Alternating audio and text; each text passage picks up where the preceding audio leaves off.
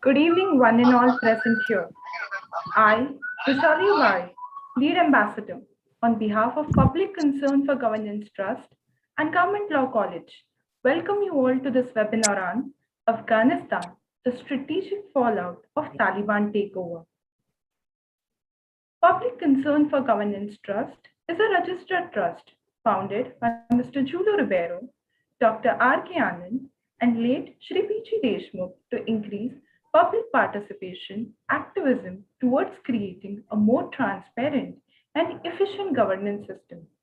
PCGT works towards good governance, containing corruption, and upholding and inculcating values, and enhancing the feeling of Sadbhavna in the citizens.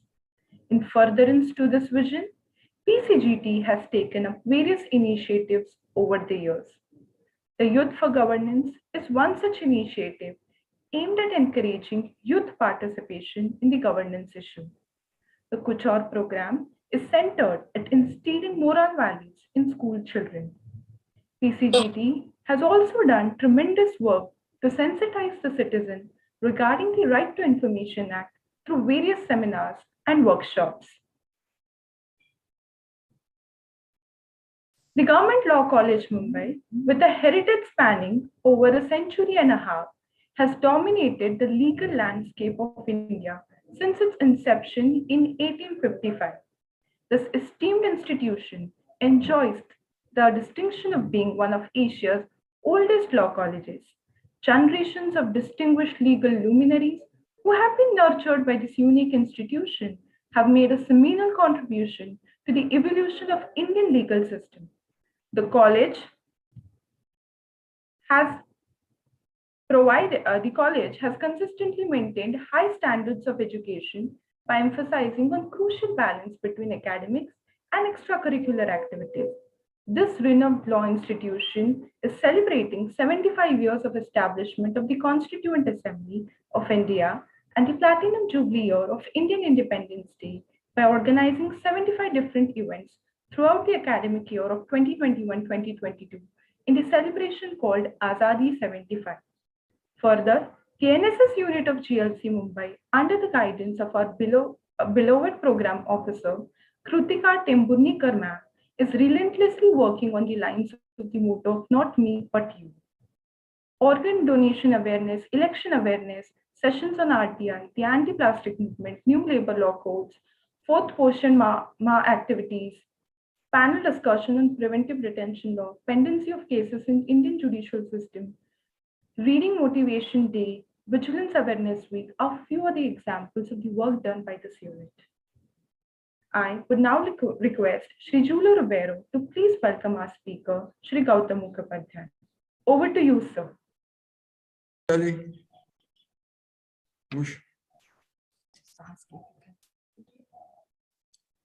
Not coming? Yes, you're audible, sir. Yeah, thank you. I'm aware of the time restraint.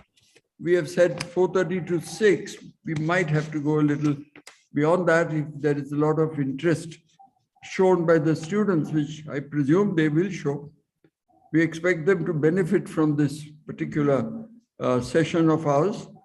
PCGT has been introduced already to you, and I will add that our main focus is on nurturing good leaders of tomorrow, students who are steeped in values and who think for themselves. Now, this particular session where we have invited one of the most apt speakers, because Ambassador Gautam Mukhopadhyay has been our Indian ambassador to Afghanistan himself a few years ago, not even a decade ago. And he knows about Afghanistan, and he would be able to enlighten you better than anybody else. And I'm very grateful to him for having accepted our invitation. He will be formally introduced to you by our students, because we encourage our students to do this, introductions and welcome. But I'm doing it because I should have asked our chairman, Mr. Raja, but since it was me who spoke to Gautam, I am doing the honors. So let me thank Mr. Raja also for allowing me to do it. This lecture is going to tell you all the different aspects of what it means for the Taliban takeover, and how it will affect Afghanistan, how it will affect that region, how it will affect us. We have neighbors who are hostile. China is also one of them besides Pakistan. And we have also the OIC, which is very prominent in that area. So there are many different problems that we will obviously face, but I'm sure that good diplomacy is going to tackle all this. And Gautam will tell you how this can be done, what will be done. And I'm very sure that you all will benefit from this. Our students themselves requested that this is a subject that they would be enlightened on. And I know why. They have to be quite conversant with what is happening in the neighborhood. For the past 10 years, we have been very complacent. But I think that the US, when they withdrew, they didn't do it very abruptly, but almost there. We thought that they would remain there for a few years, but that is not going to happen. That did not happen. And you know about how people exited from, even our own nationals had to exit from there. So I thank Ambassador Mukhopadhyay for having accepted, and I'm quite sure that he will enlighten all of us. We have invited not only students, but some of our own donors, because I'm sure they too would be interested. And generally, our students, many of them are aspiring to become foreign service officers themselves, foreign service, administrative service, police service, other services. And Vaishali, for instance, is going, who introduced the PCGT. She herself is going to have a shot, and I'm sure that with the way that she has shown her qualities of leadership, she will be a good asset to the service, any service to which she is selected. So thank you so much for listening to me. I'm not going to speak anymore. I will hand over the mic back to Vaishali, who's going to introduce the program. Yeah. Thank you, sir. Thank you for your encouraging words. I would now like to request Honorable Principal of GLC, Dr. Asmita Vaidya ma'am, to please welcome our dignitaries and audience for today's session. Over to you, ma'am. Thank you, Roshali. Ma Saraswati La Vandan. After Diwali celebration, we would like to have interaction with fresh minds to go for the discussion on Afghanistan, the strategic fallout of the Taliban takeover, addressed by former ambassador to Afghanistan, respected Sri Gautam Mukhopadhyay sir. Today, we have with us Sri Rabara sir, Sri VP Raja sir, Chairman PCGT, all other staff members and students of Government Law College. On behalf of Government Law College, I welcome you all. This year, the 75th is the 75th anniversary of establishment of the Constituent Assembly. And this year, we stepped in 75th anniversary of our independence. Taking into this mind, Government Law College Mumbai is organizing 75 different academic programs focusing on different aspects covered under Constitution of India. Our college is going to conduct 75 academic programs for the law fraternity as well as awareness programs for the society. Till date, we have organized many webinars, national level webinars, legal quizzes, guest lectures, and the programs will be continued throughout the academic year, and closing program will be held on 26th January 2022. So we have inaugurated this program Azadi 75 on 15th August 2021, and valedictory program will be held on 26th January 2026. I appreciate the cooperation from my colleagues and my students, and also express happiness for having collaboration with NGO like Public Concern for Government Governance Trust, PCGT. And they are helping us for conducting these kind of programs. Friends, more than a month after the US drawdown from Afghanistan, a top US general said that United States' 20 years military presence in the country was the strategic failure. Let us know more about the reasons from the subject expert, Shri Mukhopadhyay sir. I welcome sir, and welcome you all again. Thank you. Over to you, Rushali. Thank you, ma'am. Thank you for your encouraging words. It's now time to introduce to you all the speaker for today's webinar, Shri Gautam Mukhopadhyay. Ambassador Gautam Mukhopadhyay did a master's in sociology from Delhi School of Economics and joined the Indian Foreign Service in 1980. He served in the Ministries of External Affairs and Defense of India. He also served as a consultant on deputation to United Nations in New York on social development. He served as India's ambassador to Syria from 2005 till 2008, in Afghanistan from 2010 till 2013, and in Myanmar from 2013 to 2016. He also reopened the Indian embassy in Kabul after the ouster of Taliban in November 2001. Sir's diplomatic career has been notable for the range of his professional experience, covering media, culture, human rights, development, defense, and security issues. He has also graduated from the National Defense College of India and worked in Afghanistan as a visiting fellow at the Carnegie Endowment for International Peace, Washington, D.C. He is currently a senior visiting fellow in Center for Policy Research, New Delhi. May I now request Shri Gautam Mukhopadhyay to please address us.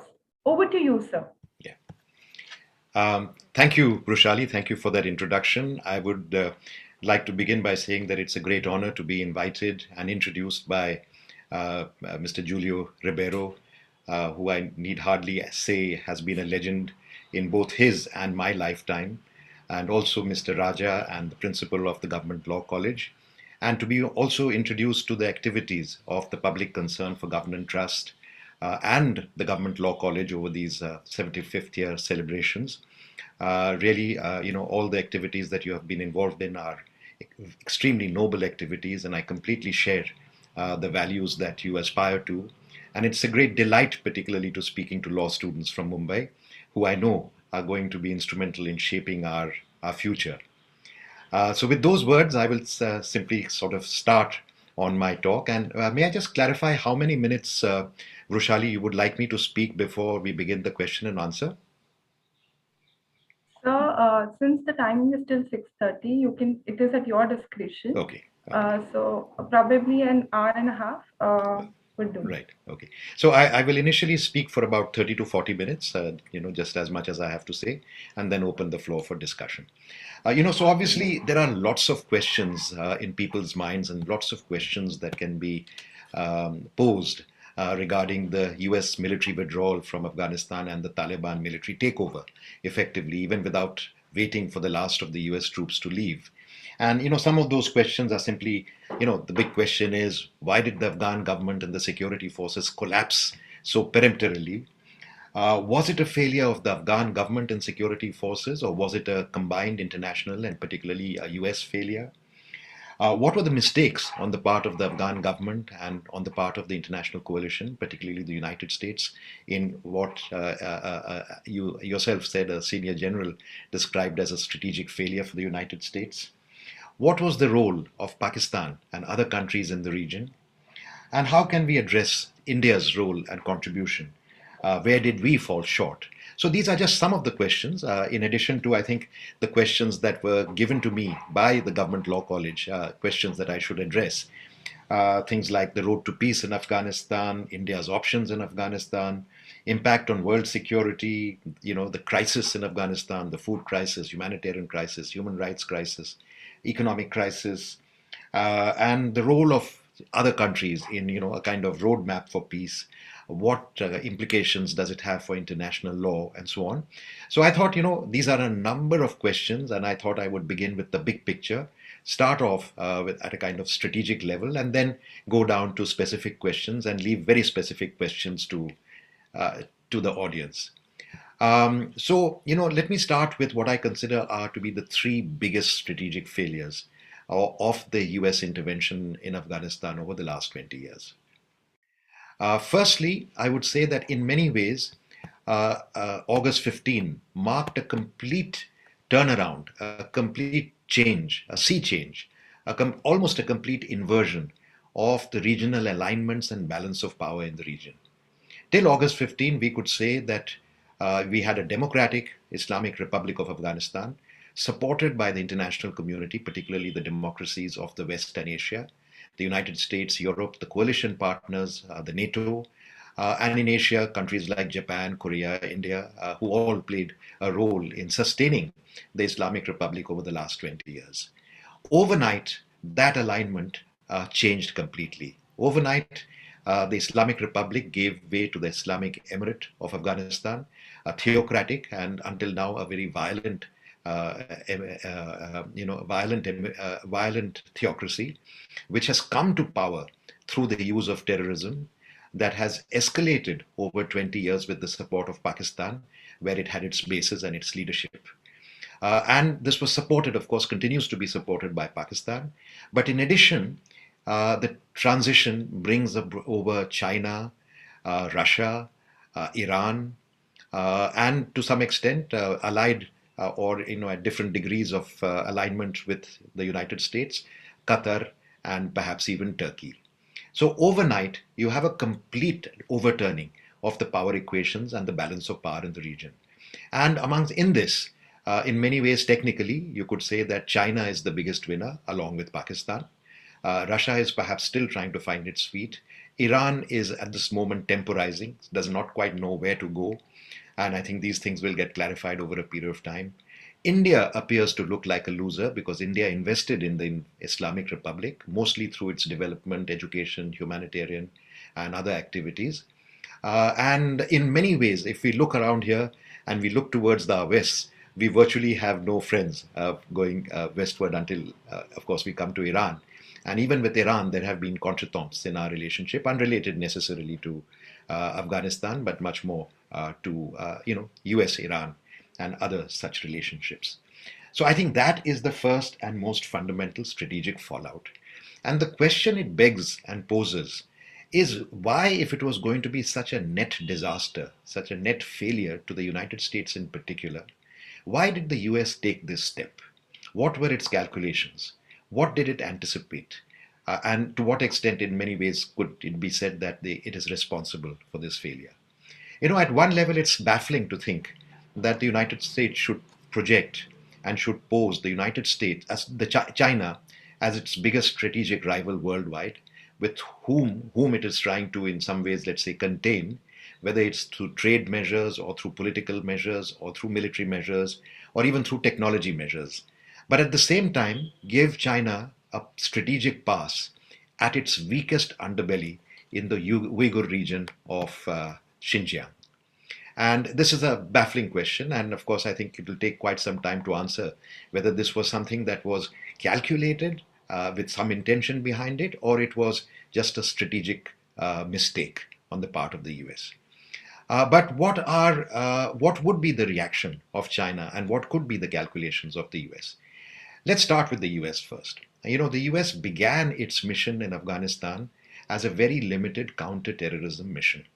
And a counter-terrorism mission basically focused on the Al-Qaeda, which had attacked it, not only in 9/11 in Washington and in New York, but also prior to that in East Africa when the bombings of the US embassies took place in Kenya and Tanzania. And there were several other incidents as well, to which Al Qaeda was associated. So they came in there with a very narrow focus, a focus on Al Qaeda and a focus on counterterrorism.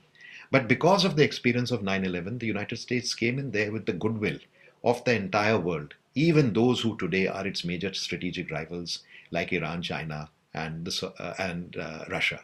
And in fact, countries like Russia actually facilitated the US, the logistics aspect of the US mission in Afghanistan by prevailing upon its very close strategic partners, Uzbekistan and Kyrgyzstan at that time, to allow the use of air bases in that country.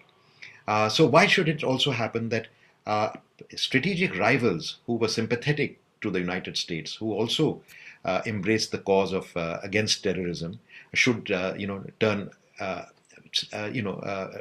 if not hostile, at least antipathetic strategic rivals now, even on the issue of Afghanistan. And I would say that in many ways, I think one big mistake that the US made, and this has a lesson for all of us. Today we talk about national interest very often in very selfish terms. America first, India first, whichever country it is first. And we actually forget that self-interest is best when it is combined with mutual interest. And mutual interest is best when it's combined with larger international interests. Perhaps if the United States had entered Afghanistan, not only with its own selfish interests vis-a-vis the Al-Qaeda, kind of retributive actions against the Al-Qaeda, but had actually considered the entire larger phenomenon of terrorism, which affects India, which affects the Central Asian republics, which affects Russia, which affects almost every other country surrounding Afghanistan, then perhaps there could have been a larger and more common approach to the region, and we would not have been in the situation that we are today. But these are counterfactual, these are ifs and buts. I just pose that thought to you because I think it has a larger sort of bearing on the whole issue of international relations, whether self-interest and narrow self-interest is the best way of pursuing it, or a kind of mutuality of interests and larger interests at work. Why has China become such an important partner, such an important factor in the strategic withdrawal? Partly, I told you, because whereas in the past you had a kind of Cold War between the Soviet Union and the US, now you seem to be having a sort of new kind of Cold War coming up between the China and the US. And China has not been a big player in Afghanistan. China, by and large, its interests have been very, very limited. It has some investment in a copper mine in Afghanistan. Its main concerns have been security. It has not had a very high or active profile in Afghanistan. But over the last few months, particularly, and even perhaps years, as its sort of tension with the United States has built up, and as it's become very clear that there is going to be a vacuum that may come up in Afghanistan with the US withdrawal, and along with the US, the entire Western withdrawal, I think China, particularly its ambitious president, President Xi Jinping, also senses a moment of opportunity. I mean, here is a country that is virtually giving China a free pass to step into an area where it has had no presence. So it would be, counterintuitive that it should not try to take advantage at a time when China itself has such strong global ambitions. So I would say that, this is one factor, that it would like to step in to the vacuum left by the United States. But I think there are 4 or 5 other factors that also contribute to it. One is that, I don't know if many of you know, that China has a kind of 400 billion, 25-year geo-economic agreement with Iran. A lot to do with energy, but it has security and strategic underpinnings as well. So in many ways, Afghanistan is that missing piece in the jigsaw puzzle, where it has a very strong relationship with Pakistan. It has connectivity and other strong relations with the Central Asian republics. But Afghanistan is a kind of missing part of this jigsaw puzzle, which will allow China to connect with Iran as in connection with its geo-economic agreement. But in addition to that, it also enables China to play a role in the Gulf and West Asia diplomacy, where again, so far, China has not been a very strong and major player. And this happens at a time when the United States, in fact, is shifting its focus in many ways from other parts of the world, including the Middle East, to the Indo-Pacific to deal with the China threat. So this is a second or third, you can say, interest that China has, or could have, if it's not actually articulated. And the fourth one is that in many ways, Afghanistan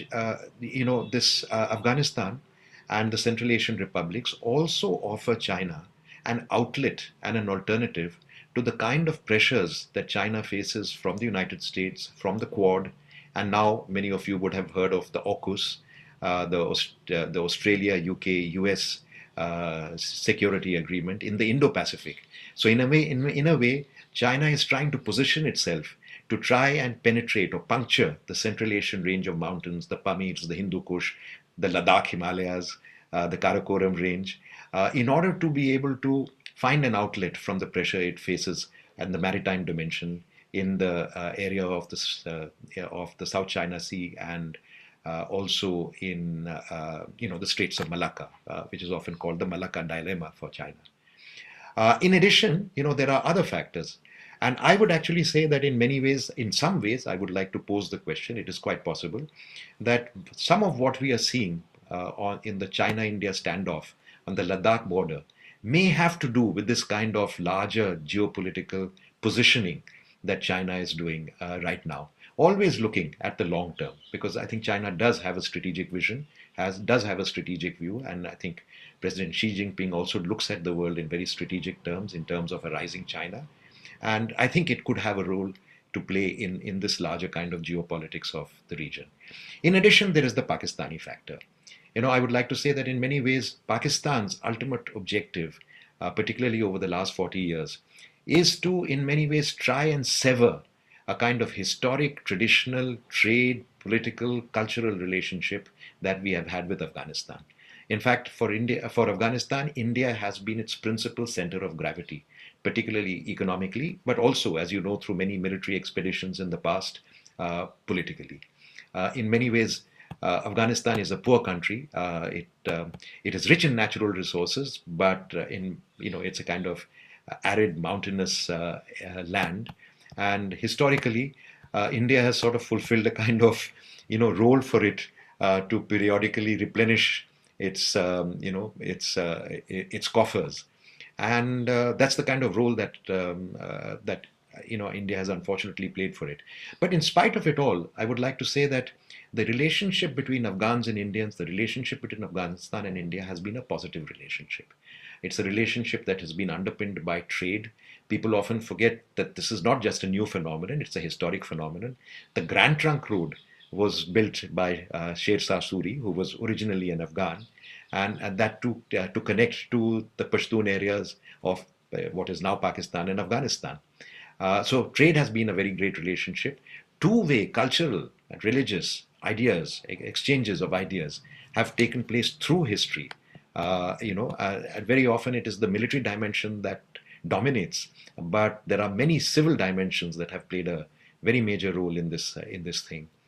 So Pakistan would like to be able to somehow sever this relationship and reorient or pivot Afghanistan towards Central Asia, and it seeks China as a kind of partner with the strategic heft, the economic muscle, and perhaps even the military capability to be able to draw it into Afghanistan and to use its economic and strategic heft to kind of, in quotes, stabilize Afghanistan, but stabilize Afghanistan away from India towards Central Asia and China. And to that extent, China and Pakistan have a kind of symbiotic relationship in Afghanistan now. In many ways, they're riding piggyback on each other. China does not understand Afghanistan as yet.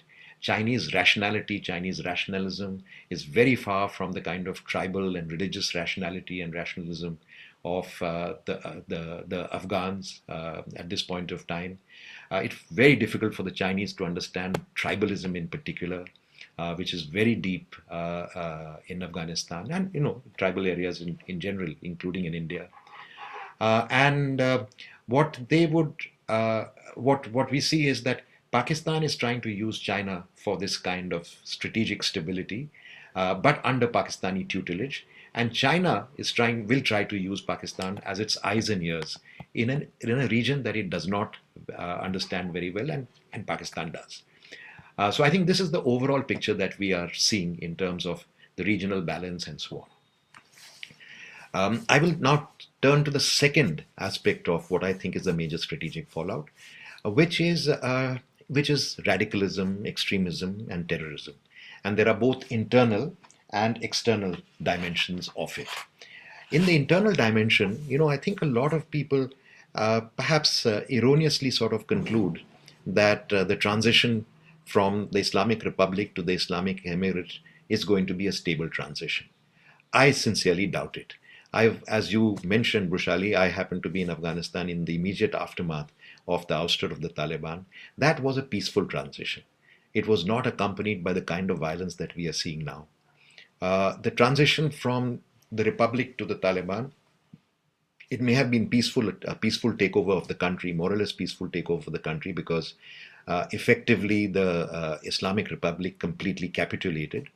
But it was in many ways inaugurated by a dreadful blast when the Taliban were in control of Kabul and the Kabul airport on August 26, 27, in which some 200 Afghans who were seeking to leave Afghanistan, died, as well as about 13 US soldiers. And that blast has been followed by numerous other blasts, blasts against Shia mosques in Kunduz and in Kandahar. There was an attack at the military hospital, the biggest military hospital in Kabul, in which one of the Taliban military commanders also was a victim. And there have been targeted attacks against the Taliban in Nangarhar, which is east of Kabul. And the kind of Islamic State of Khorasan Taliban tensions have actually, in many ways, the ISK has already got a new lease of life. So when we look at the internal situation, I find it very difficult to believe that, let alone governance, let alone development, that the Taliban, even with the monopoly of force at its command, will be able to provide a kind of peace, stability, or security to Afghans in the near future. And there are several fault lines if we look at it internally. One is the fault line between the Islamic Republic and the Islamic Emirate, the Taliban. Right now, the Islamic Republic may be in a state of shock. We may not be able to see much armed resistance, but we know that there is public resistance. It takes the form of the flag, protests. It takes the form of women's protests practically every day. There are pockets of resistance that keep coming up here and there. And that in many ways it's a sullen acquiescence of the Afghan people to Taliban rule. It is not a welcome. We have not seen celebrations of the sort that we saw when Taliban were defeated in 2001. So I think there is this basic, kind of fault line in Afghanistan. But in addition to that, you have the ISK Taliban, which I already spoke about. Now you're having internal rivalries within the Taliban that are shaping up between the Haqqani network, which was not originally part of the Taliban, which was actually part of the Mujahideen group, which in effect has already conducted a kind of partial takeover of the Taliban at the expense of those who were the original Taliban, who were Kandahar based. That is the group that was headed then by Mullah Umar and now is, at least ostensibly represented by his son, as well as by Mullah Baradar. So there are tensions between the Kandahar group and the Eastern Taliban. We can expect, because we know that there has been, there's been a lot of irritation between the ISI and elements of the Taliban. We can expect frictions and to surface between elements and factions of the ISI. Of the Taliban and the ISI. In addition to that, there is a kind of Pashtun, non-Pashtun struggle that's also taking place, because the Taliban are perceived to be a kind of nationalistic Pashtun force. And on the other side, you have the non-Pashtuns who don't particularly the Tajiks who do not share the values and the objectives of the Pashtun Taliban. And it is quite possible that at a later state, depending upon the state of, the kind of state of play of the conflict in Afghanistan, that it could also take kind of north-south, Pashtun, non-Pashtun, kind of shape. And if it does, what kind of repercussions it will have amongst the Pashtuns, what kind of repercussions it will have amongst the others and the neighboring countries with whom they share, ethnic links.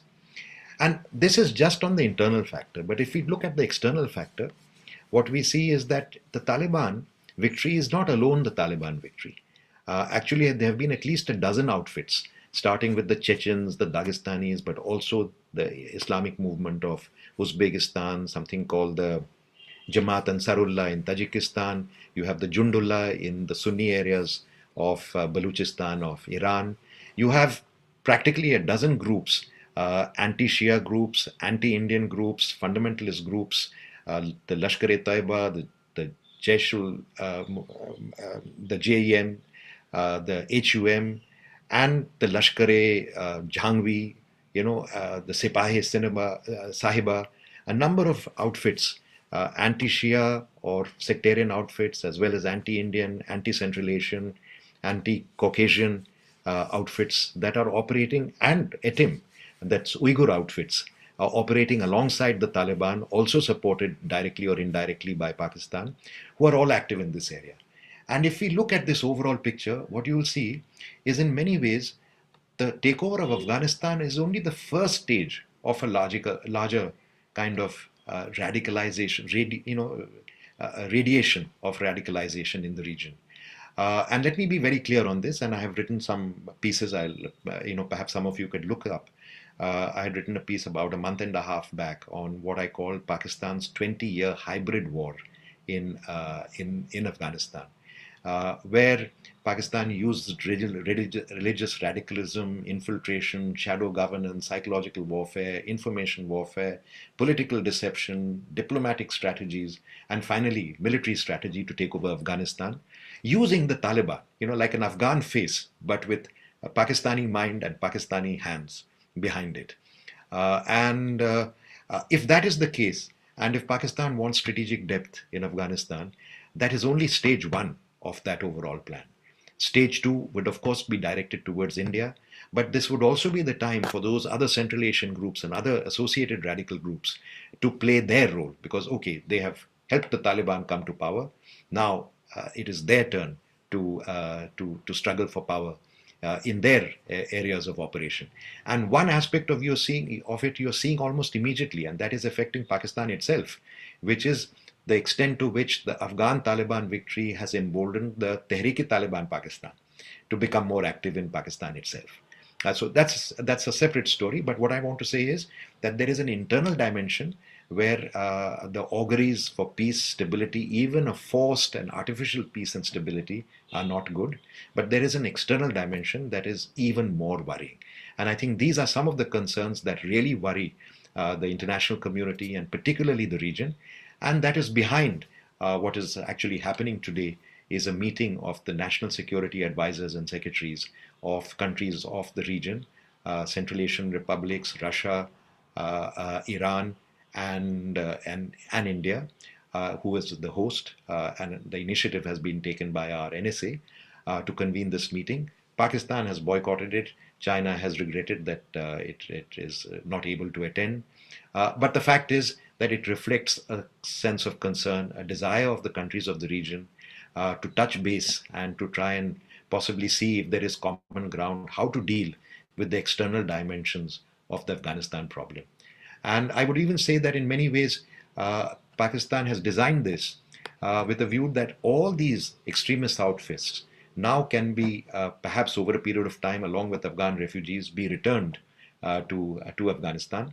And in effect, Afghanistan will once again, as it was between 1996 and 2001, become the terror central, actually masterminded somewhere else, but effectively taking the blame. And that's exactly what happened with Al-Qaeda in 2001. So this is the second strategic fallout. And the third strategic fallout, which I think is also very important, is the whole aspect of values. You know, the defeat of the Islamic Republic of Afghanistan is more than just the defeat of a corrupt and weak government. It was a weak government. There are many failures relating to Afghanistan, but I think the bigger failures were that of the international community. It is not only a betrayal of Afghan sovereignty over third country sponsored terrorism, it is also a betrayal of what we all clamor for, which is a kind of moderate Islam against a violent theocracy. This is exactly what has happened. But I would go further. I would say that it's a betrayal of all the values on which modern society and civilization has been built, starting with the French Revolution, going through the American War of Independence, the two world wars, which were wars of freedom against authoritarianism, dictatorship, fascism, and I would even say the entire colonial struggle, including the Indian struggle for independence. Because fundamental to all this were the values of freedom. Freedom which found expression in democracy. The form of democracy may vary, but behind it was precisely the values of progress and freedom that underpinned this entire thing. And effectively, by this withdrawal, US withdrawal that has taken place, I think a big hit has been taken to these values of freedom and democracy in the world over. And by distinction, by contradistinction, what emerges as superior, particularly as we are talking about the Chinese interest, is that an autocratic model. An autocratic model appears attractive to those who seek power the world over. That autocracy, that authoritarian model, could take the form of a theocracy in one place, military rule, for example, in Myanmar, where I was also served, or single party rule, communist rule, or any kind of dictatorship, or even single party majoritarian sort of populism.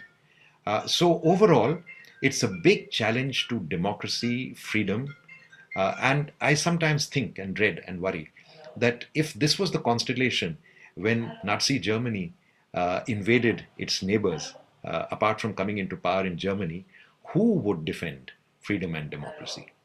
And we are in that situation. And when I see AUKUS, I get the feeling, of course, AUKUS is not at the expense of the Quad. I do believe that these are layers against each other. But in many ways, AUKUS is a kind of, or could be, I mean, I'm just posing this as a hypothesis, it could be the Anglosphere, the Anglo-Saxon world, in a way retreating within itself as their first line of security.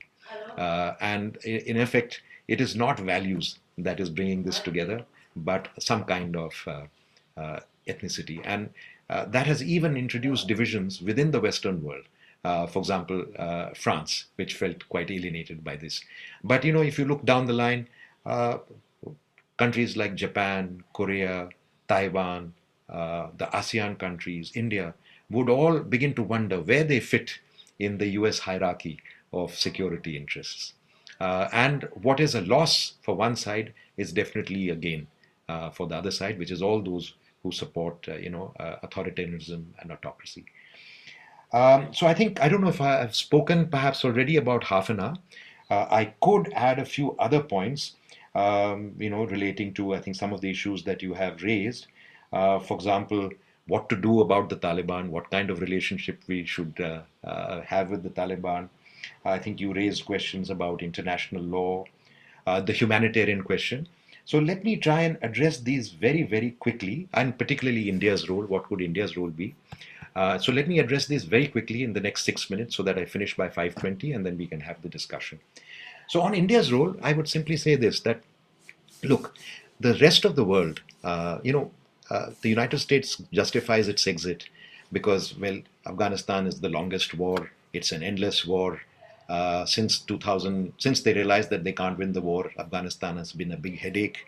So they want to take a good pill and get out and leave the Afghans and the region to themselves. That could be one reason. This is the reason they have given. The second could be that they probably realized that they have been providing net security to its strategic rivals for these last 20 years. And in fact, the strategic rivals are not particularly grateful for it. And so let them handle their own security problems themselves. The United States is far away. It hasn't had a major terrorist incident in the Western world for quite a few years. Al Qaeda is degraded. Osama bin Laden is killed. They can secure themselves through what they call over the horizon methods and intelligence. And effectively manage themselves and let the region manage itself. And the Afghans, the Indians, the Central Asian republics are just collateral damage in that picture.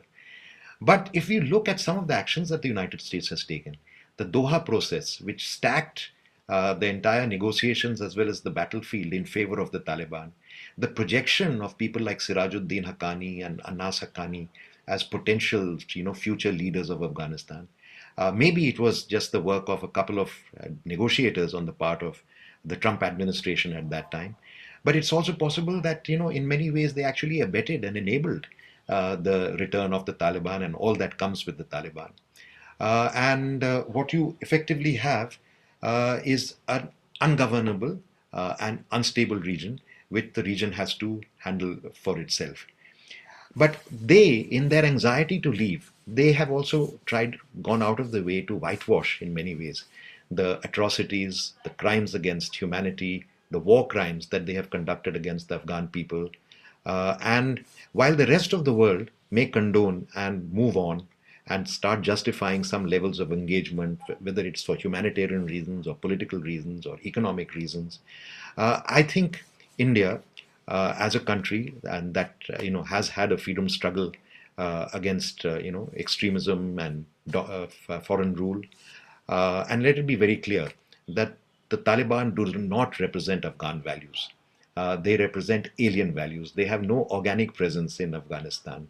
Of course, in the last 15 years, they have tried to create something. They have capitalized on mistakes made by the Afghan government and by the international community, including the US forces. But they are still essentially an alien ideology. They are not a nationalist movement. They are not a freedom movement. We should be very clear about that. So India should work for peace in Afghanistan. India should try to see if it's possible to bring about an inclusive reconciliation in Afghanistan. But the reality is that this has been tried in the past, and the Taliban have shown themselves to be extremely obdurate in this matter. So I would say that, of course, as a neighbor, we should keep our people-to-people relationship open with the Afghan people. We should even work on a trade relationship. If China and Pakistan are trying to sever that relationship, we should prevent it from being severed. But we should, and there will always be a space of negotiation, some kind of pragmatic, engagement. But we should, as far as possible, not legitimize a regime that in many ways is a result of a military takeover sponsored by outsiders and is also executing, human rights violations of the sort for which the ISIS in Iraq and Syria were virtually bombed. You've all read about the kind of forced abductions and marriages of women of reproductive age in Afghanistan. For that kind of conduct, the ISIS was bombed. When Saddam invaded Kuwait, there was an international coalition against it. Today, when there is a military takeover from a third country of Afghanistan, actually the world is willing to live with it. And I think this is something that I think at least we should keep in mind. If we believe that the majority of people are not with the Taliban, if we believe that this is an extremist radical outfit which is going to spread and embolden radicalism and terrorism in the region, in our own region, then I think we should be, while we may have to be pragmatic, we should be also clear on our principles. And that the Taliban can never be a strategic replacement for the generation of Islamic Democrats that grew up in Afghanistan, that we ourselves helped by providing 1,000 scholarships over several years. So, of course, there is room for negotiation, and I'm not saying that we should not have any kind of practical engagement with the Taliban, but they should be with a clear eyes and within defined, what I would call, red lines. And certainly we should not sacrifice the Afghan people and pursue exactly the kind of purely selfish policy which in the long run rebounds on us. And I think by and large the international community is also aware that recognition of the Taliban is a long way off. But people are concerned about the humanitarian situation. People are concerned about starvation, the food crisis. India too is, and India has announced a kind of donation of 50,000 tons of wheat. There are ways to be able to reach that. If we empower the United Nations and its specialized agencies like the WFP, as we have done in the past, to route this kind of assistance to the Afghan people, negotiate with the Afghan government, not the Afghan government, sorry, the Taliban cabinet, that this aid will be distributed impartially. It will go to the Afghan people. It will not be used as a weapon of of uh, of control, if not war. I think that is the kind of space that we should be looking at in terms of humanitarian assistance. There are other deeper problems. The freeze of Afghan assets by the United States throws open many questions. But it also is not a black and white issue. This money was not earned by the Taliban government. This money was earned by the Islamic Republic. We don't know even the provenance of that money. Perhaps some of that money is actually US money. And if it was given to the Taliban, how would it be used? What kind of controls? Can you use that as a leverage to at least ensure that humanitarian aid is disbursed, impartially?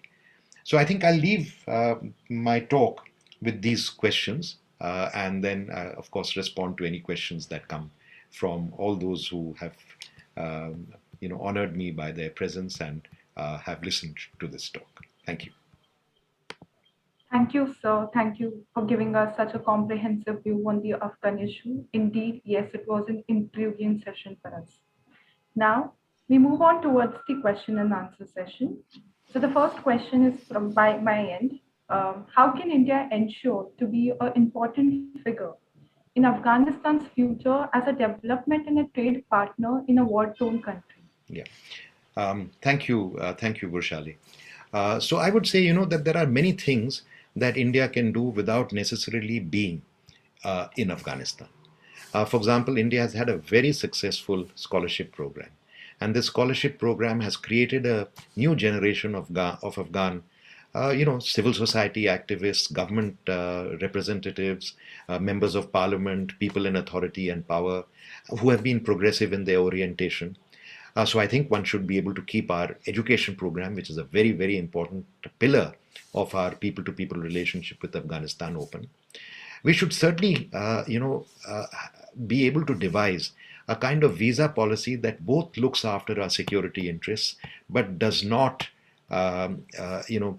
punish Afghans who are looking for freedom and wanting to leave the country and perhaps come to India looking for avenues for their own future. We should certainly allow for medical treatment, which has been, again, a mainstay of our people-to-people relationship. And up the ladder, there are many things we can do. A lot of the trade that happens from Afghanistan actually comes from the Pashtun areas. We used to have air freight corridors from Kandahar. Their fruits and vegetables were very popular in India. This has been part of their traditional market. This is a private trade, and I don't see any reason why we should stop that. Which means that perhaps at some level, at some way, we should be able to enable flights between Afghanistan and India.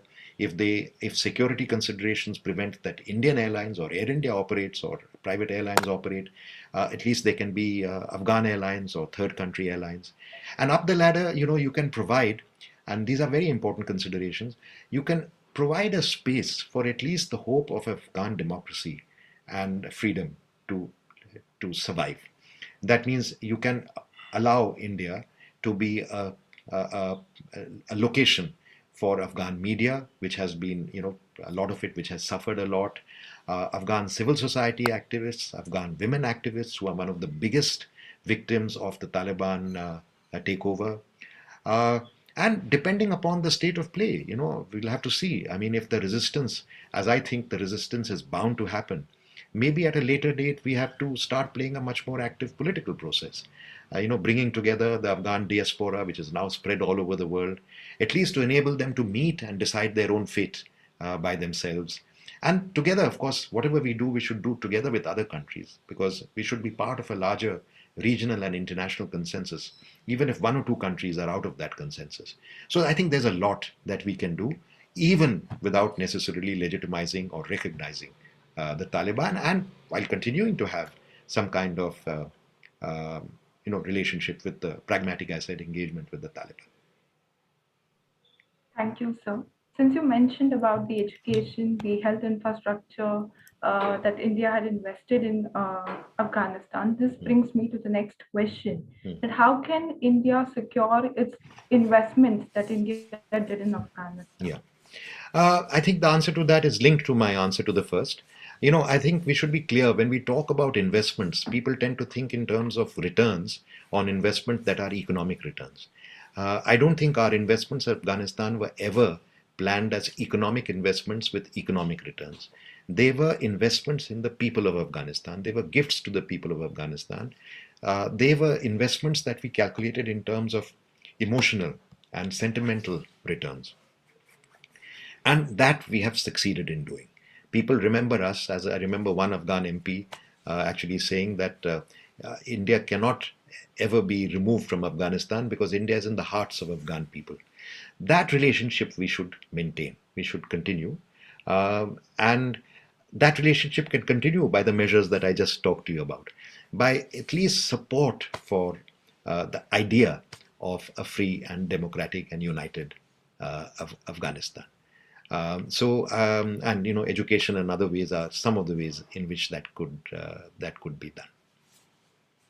Yeah, thank you, sir. Thank you. Next question is from Tanay. He's asking that can Taliban really have a democratic future as promised? Is it possible to think of that scenario in the current situation? In my view, of course, the international community has conducted these Doha talks, these peace and reconciliation efforts in the hope, or perhaps even in the belief, but I think it's just wishful thinking, that it's possible to reconcile a kind of totalitarian, totalistic, absolutistic kind of ideology of the Taliban, which is effectively divinely ordained, with the kind of idea of a republic where people decide their fate and make the laws. So personally, I believe that this is not possible, and this is at the root of the conflict. I would go further. If the Afghan people, if the Taliban actually thought that that reconciliation was possible, the Doha process was there. The Doha process was highly stacked in favor of the Taliban. If they wanted reconciliation, they could have used the Doha process for a favorable outcome. But in fact, they actually made deals with the United States, with Russia, with Iran, with Pakistan. Of course, they even used Pakistani territory and Pakistani help, and some other countries, in order to actually their enemies were the Afghan people. They were not the international community, though they talk about US occupation and others. They made deals with them against the Afghan people. At one of the events that I was, somebody asked the question, to the Taliban, will your jihad be over when the US troops leave? And they said, no, the jihad will continue until every last vestige of foreign influence and occupation continues.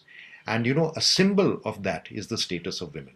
That is why the status of women in Taliban Afghanistan has become such a kind of neuralgic issue, because in many ways they see the progress in the status of women as an example of this kind of foreign influence, as though it is not indigenous.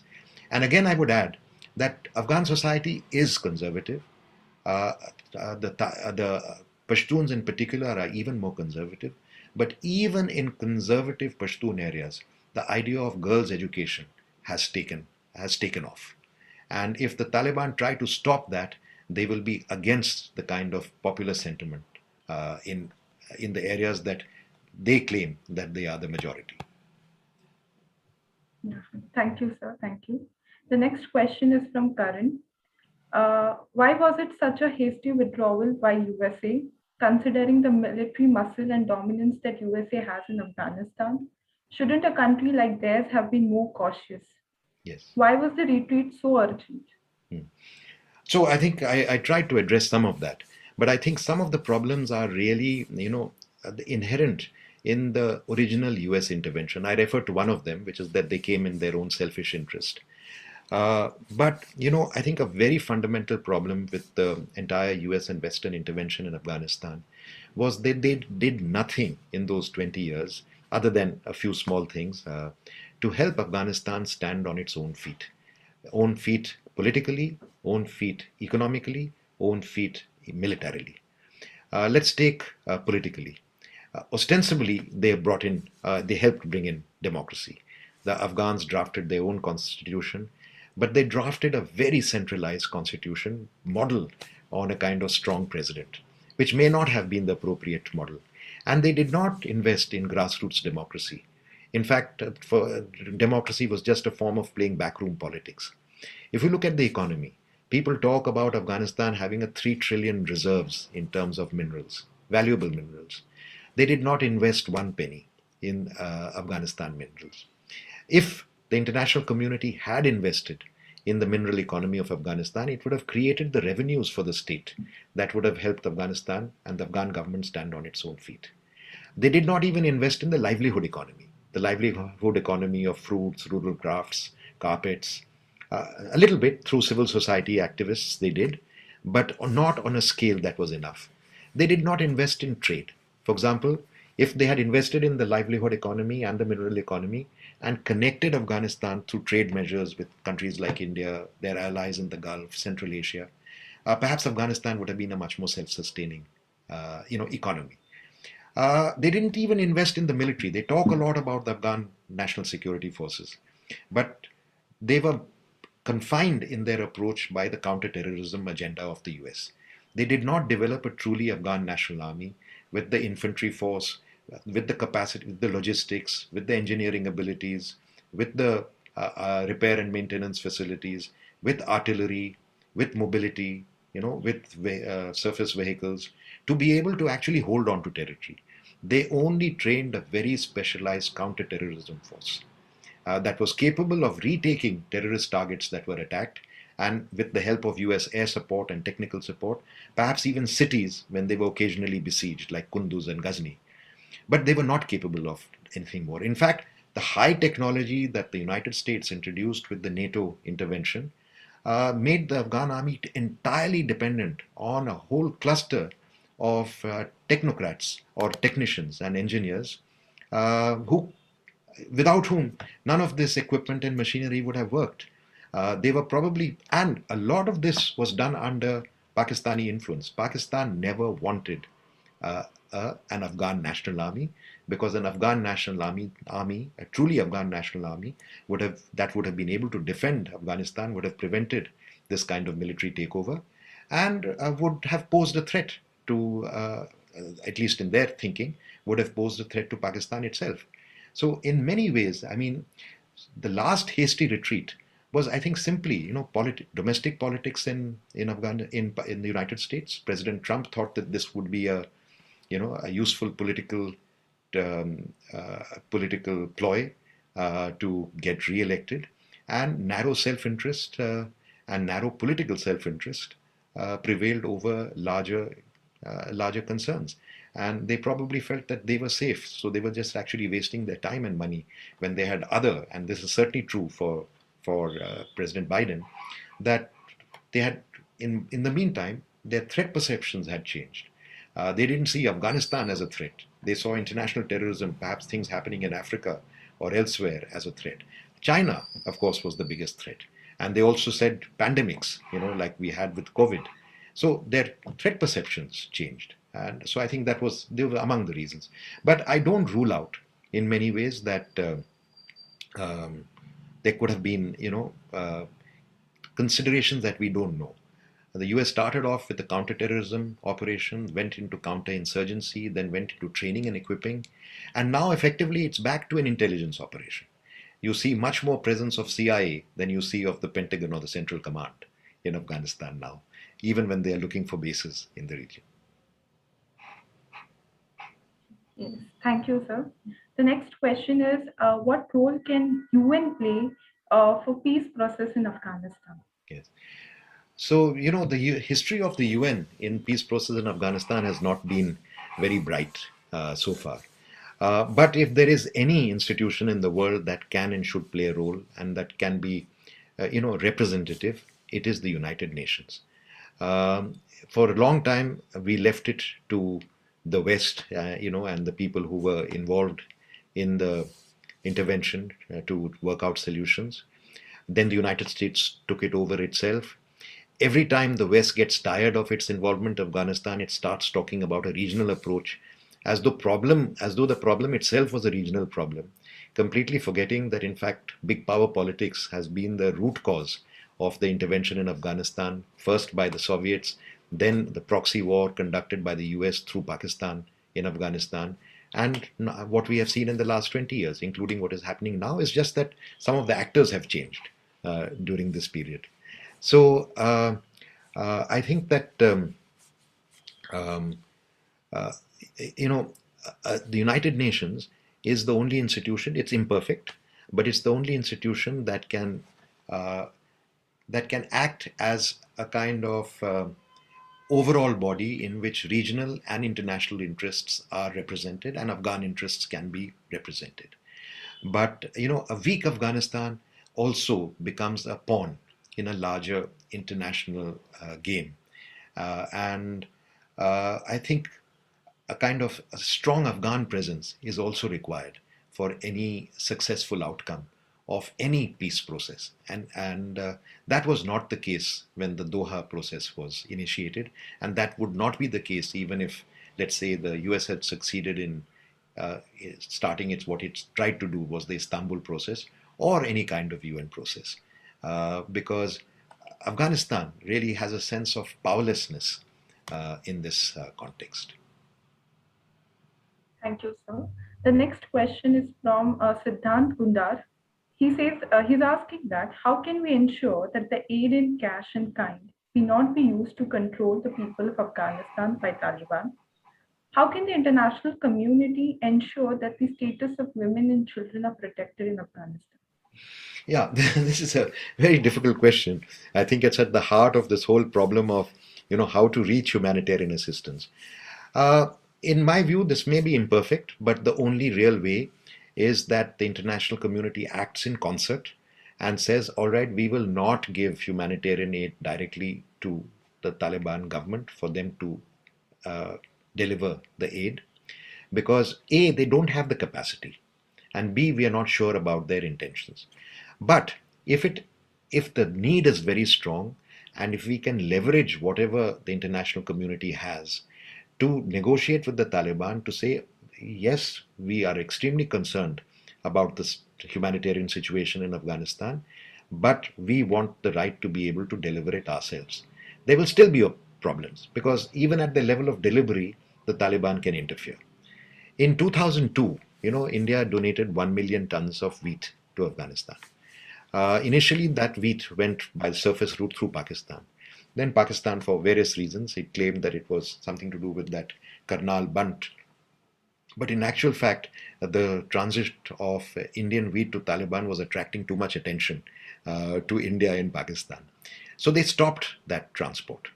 What we instead did was we converted that wheat into high protein biscuits in partnership with the World Food Program, the WFP. And then these biscuits were delivered actually by the WFP all over Afghanistan with the Indian flag and the WFP logo. So these biscuits reached schools and children all over Afghanistan in areas that we could never have reached. And because it was done by the WFP and they had the delivery mechanisms to do so, it reached the people. Now, this is going to be a process of negotiation.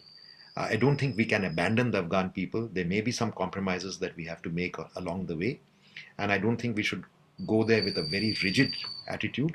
But this is something that if we can empower the UN and the UN can use that power to negotiate strongly, I think there is a chance that we can have a half good outcome, at least not a totally bad outcome. Yeah, sure, sir. Thank you. The next question is from Sonali Shelar. She's asking, why did US or the coalition did not try to implement something like the Marshall Plan? Again, a very good question.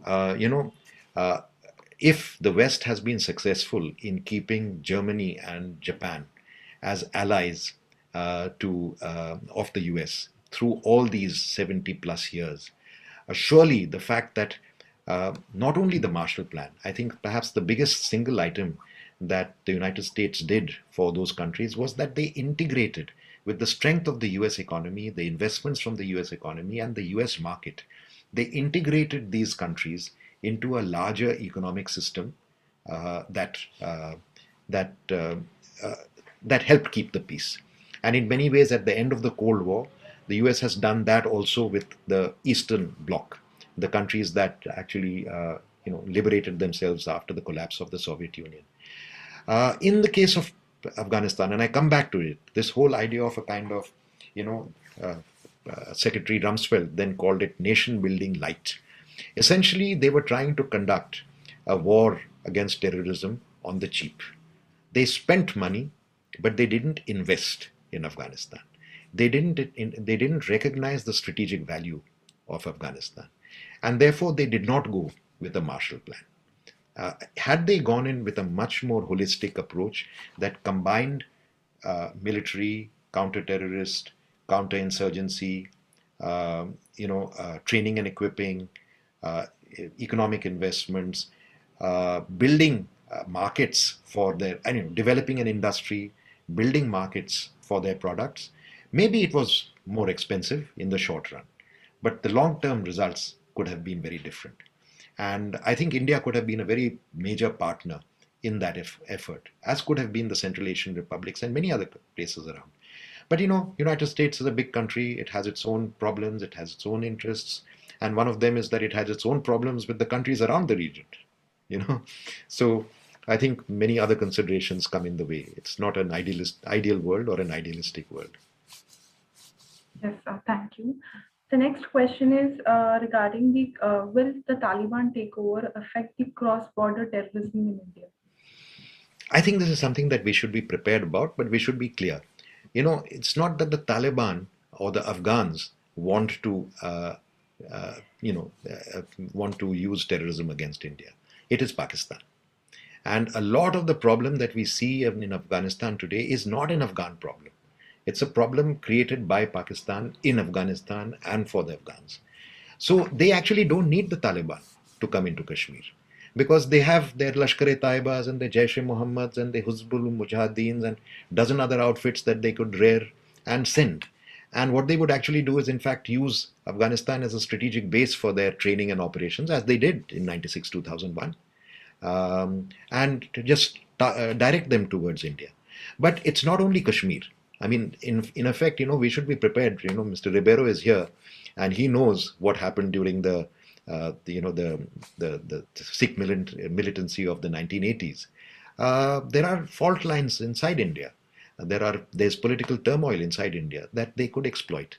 Maybe what we are seeing with the targeting of minorities in Kashmir is just a small part of a much larger tactic. At least in my mind, I'm very clear that if Pakistan has executed the strategy of winning a war without fighting through a hybrid war in Afghanistan, this is only stage one of its larger plan. And stage two of the larger plan is bound to be directed in India.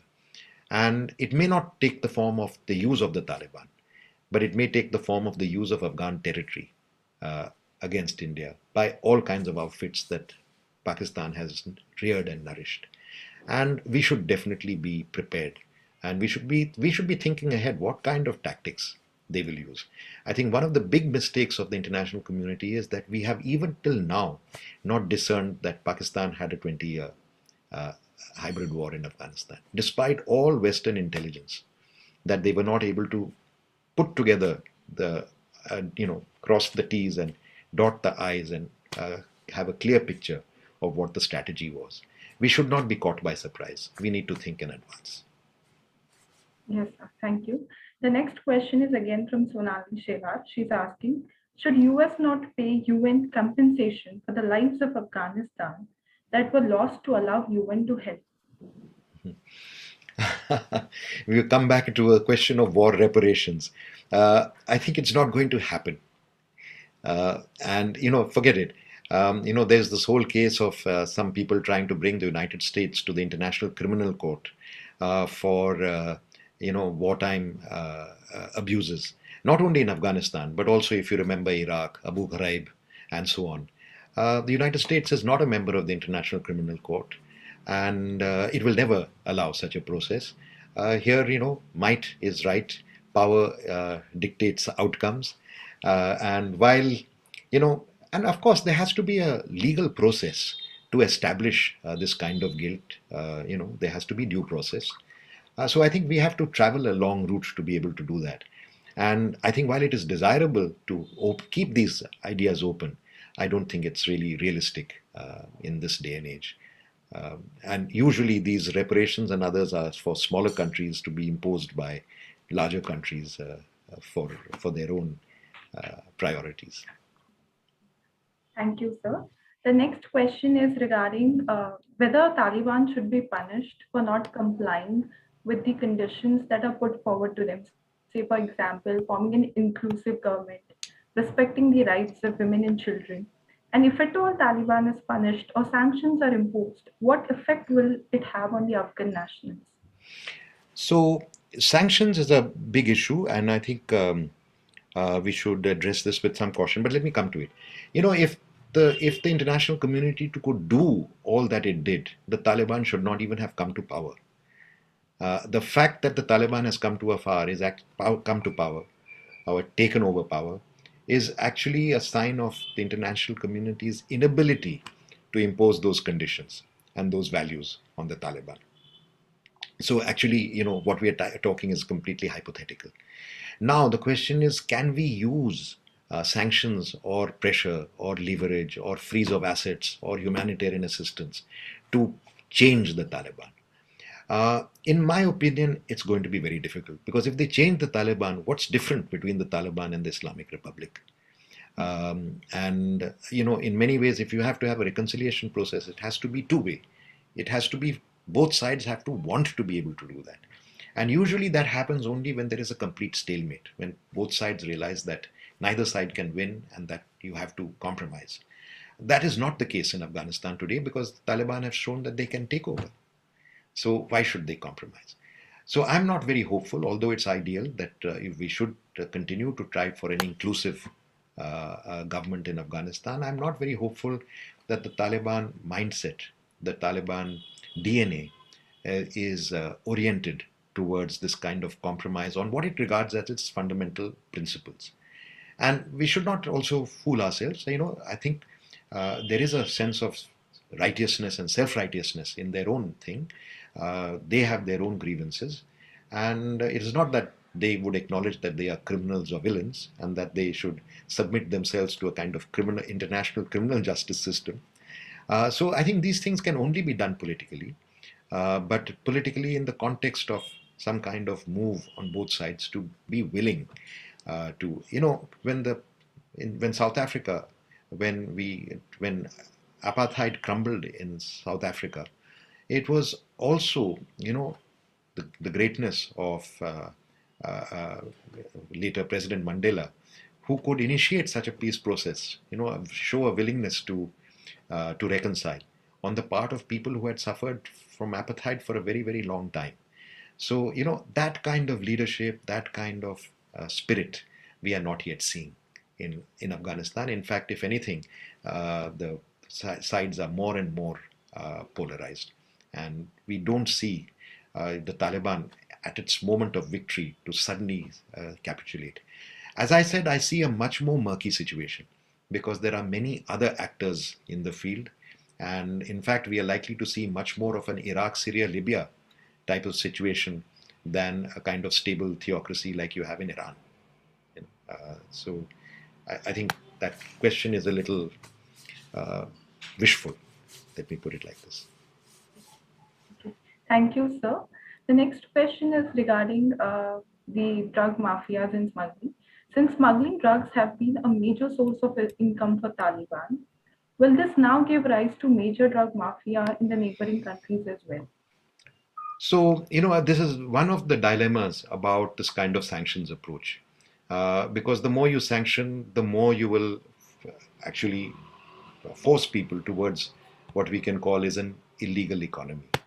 I don't have the answers for this. I think it will require a lot of intelligent brains to try and work out a kind of system where you neither reward the illegal economy nor reward uh, uh, an illegal military takeover. And obviously, this is something that has to be thought carefully, designed. You need to work on the Taliban. It will take time. You need to heal wounds. And every day there are new wounds coming up. I'm seeing pictures, photographs coming up from Afghanistan of, hangings and beatings. And this is going to create more animosity, not less.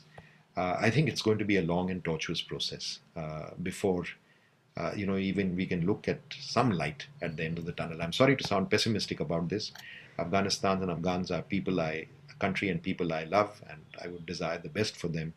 But the present outlook does not look very hopeful, and the international community itself has given up in many ways and is willing to reconcile with injustices in Afghanistan, even on the issue of women's rights, which is something very close to the liberal world, the Western world, the European world.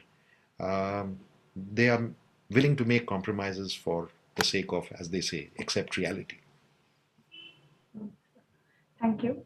So the next question is regarding the child abuse and human trafficking issue that has been emerging from the Afghanistan. So what the international community can do so to contain it? Sorry, could you repeat that, Roshali? Yes, sir. So the issue of child abuse, child marriage, human trafficking is emerging from Afghanistan. So what the international community can do so to contain the issue problem? Right now, I don't see much until the international community has the leverage over them. And I think that leverage in many ways, has to be worked through Pakistan. If I look at the international policy towards Afghanistan and Pakistan, I would say the international community has largely used carrots, but never used sticks on Pakistan for reasons that will be hard to explain. But when you question people, they say ultimately it is because, Pakistan is a nuclear state and it's of strategic importance and things like this.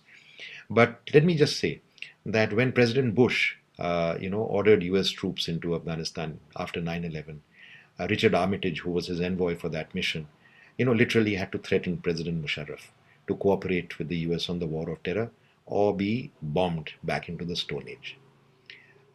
President Obama, he diagnosed that Iraq is a war of choice, and Afghanistan is a war of necessity. In Afghanistan, the theater of the war was in Afghanistan, but the locus of the war, the source of the war, was Pakistan. And he created the mandate of Richard Holbrooke as the AFPAC mandate. But even then, he used diplomacy, and they never went on beyond diplomacy to coercive diplomacy.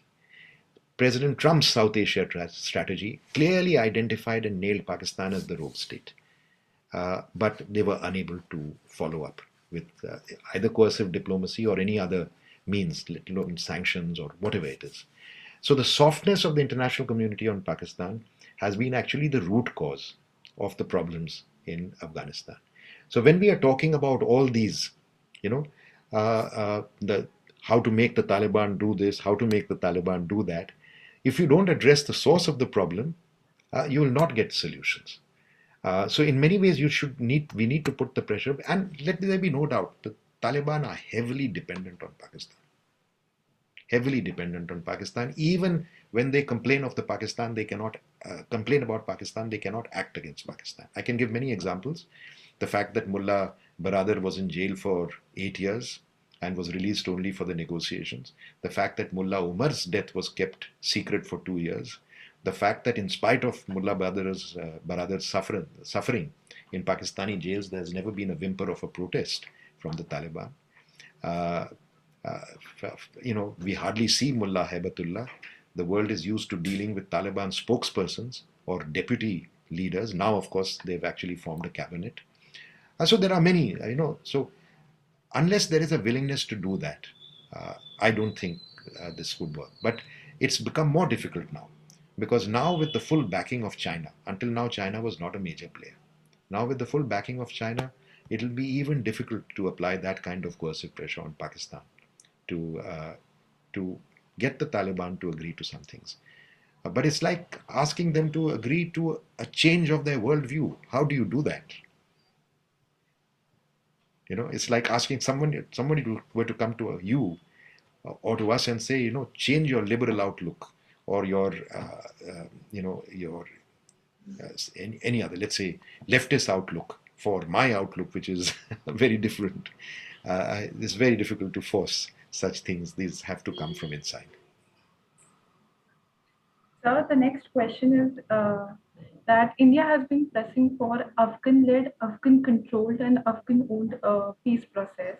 On the contrary, we saw that the peace process between US and was mostly between USA and Taliban, where the Afghan government could not play wasn't given a proper seat to play a key role in the negotiations. What was the reason behind doing this? Well, the idea of Afghan-owned, Afghan-led peace process was actually inserted by President Karzai in the London conference. At that time, the international community was already getting tired of Afghanistan. By 2009, 8-9, they were beginning to get tired, and by 2010, with the London conference, they inscribed the whole issue of peace and reconciliation in the agenda of the international community on Afghanistan. But President Karzai, who's a very intelligent political mind, could spot that, and he insisted. Of course, he did not have the power to actually enforce an Afghan-led, Afghan-owned peace process. And effectively, it was a peace process that was controlled by Pakistan. By the way, Pakistan, the Afghan government has been trying to initiate this peace process with Pakistan directly for the last 12 years. Behind the scenes, in fact, Mullah Baradar was imprisoned precisely because the Afghan government was talking to him. So that was the reason. President Ghani tried, President Karzai tried. The Taliban, with the help of Pakistan, only agreed to a peace process when it was no longer talked in terms of Afghan-owned, Afghan-controlled, because they wanted to negotiate with the United States. And so, and we also supported an Afghan-owned peace process, but it was never that. Doha process was not Afghan-owned, Afghan-controlled. In fact, as you yourself say, the Afghan government was nowhere in the picture, which is why we never actually supported it. We only joined the peace process once not even the US Taliban deal, but once the intra-Afghan talks started in Afghanistan. Even though we knew it was not Afghan-owned, Afghan-controlled, or Afghan-led, we said, okay, at least finally two sides of Afghanistan are sitting together. So let's give them a chance to negotiate a peace. But I don't think the Taliban already were sensing victory. They were sensing blood, and I don't think they were sincere in peace talks. But the Taliban also argue that whatever was left of the Afghan government at that time, President Ghani's government, was also not sincere about peace. And I think at the bottom of it, it was precisely that both sides distrusted each other on the whole issue of a compromise. And the reality, as I pointed out, is compromise between two different systems and deeply held values that are in contradiction to each other is very difficult to reach. And only a kind of prolonged stalemate in a kind of war of attrition, can usually succeed in being able to do that. Thank you, sir. One last question. What suggestion do you have for youngsters like us? Thank you. Well, I think, one of the things that I learned from this whole measure is that narrow self-interest is not a very good way of approaching international relations. That it is necessary to think beyond oneself to include others in solutions, because solutions that are selfish invariably attract reactions that are selfish. So it is really and certainly I would say that I would like many of your students many of your companions, to consider, a political life, a diplomatic life, because diplomacy is fundamentally politics at an international level, where we try to achieve outcomes by negotiation and not by force. And usually, recourse to force is a failure of diplomacy. And so I think this is one thing. And I think the second thing is simply cultivate. I mean, along with that, if you think of yourself and think of the other, you will have a much larger mind, a more capacious mind that allows you to think big. One of the things I used to tell some of my juniors when I was ambassador was, of course, you are a first secretary, you are a second secretary, your job is security, or your job is consular affairs, or your job is political affairs, economic affairs. I used to suggest to them that, of course, while you do your job, try to think like the Prime Minister of India. Try to think, what was the Prime Minister of, what would you do if you were the Prime Minister of India? How would you think? Think large, think big. I would just like to leave you with that thought. Thank you, sir. Thank you very much. The question and answer session really helped us clear our doubts regarding the various aspects of the Afghan issue. Thank you so much. My pleasure, Prashali. And thank you, Mr. Ribeiro and Mr. Raja, for inviting me. Thank you, Principal, Government Law College, Mumbai as well. Pleasure to see you and to know of the work that you are doing. I would now like to present a vote of thanks. I feel honored and privileged to get an opportunity to propose a vote of thanks on this occasion of this event. I convey my deep regards and hearty thanks to Shri Gautam Mukhopadhyay for gracing this occasion and sharing with us your findings and opinions. I wish to express our profuse thanks to trustees of PCGT for their persistent support and encouragement. I express my gratitude to Government Law College and special thanks to Principal Ma'am Dr. Asmita Vaidya and GLC NSS Unit PO Krutika Ma'am. At the end, I once again thank honorable dignitaries and distinguished assemblage in this meeting for their august presence amongst us on this occasion. I once again thank you all. With this, we come to an end to this webinar. I request all the participants to turn on their camera for a photograph.